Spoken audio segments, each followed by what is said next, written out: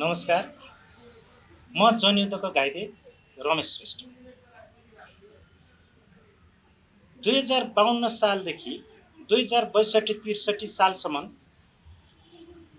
नेपालमा सञ्चालन भएको जनयुद्धले देशमा अग्रगामी परिवर्तन गर्यो। तर 2063 मङ्सिर 5 पछि शान्ति प्रक्रियामा आइसकेपछि माओवादीहरूमा आपसी विवाद, मतभेद र विभाजनले गर्दाखेरिमा टुक्रा टुक्रा हुन पुग्यो। अहिले 82 सालमा आउँदाखेरिमा यो एउटा प्रचण्डको नेतृत्वमा, एउटा बाबुरामको नेतृत्वमा या जनार्दनको नेतृत्वमा, एउटा विप्लवको नेतृत्वमा लगायतका साथीहरूले चाहिँ पार्टीहरू अझै सञ्चालन गरिराख्नु भएको छ।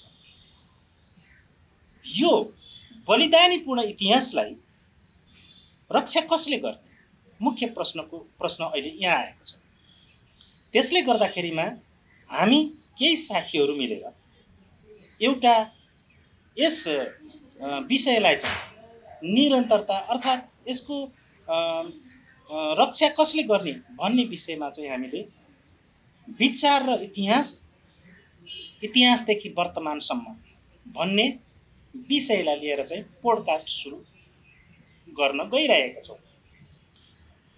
मङ्सिर 8 गते जनमुक्ति सेना दिवसको दिन पारेर हामीले यो सुरुवात गरेका छौँ।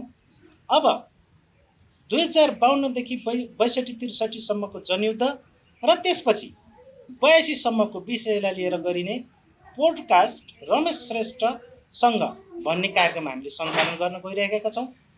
यस चाहिँ च्यानललाई सब्सक्राइब गरी, सेयर गरी, कमेन्ट गरी र हामीलाई प्रश्नहरू पठाएर सहयोग गरिदिनु हुन हार्दिक आह्वान गर्दछौँ। धन्यवाद। नमस्कार।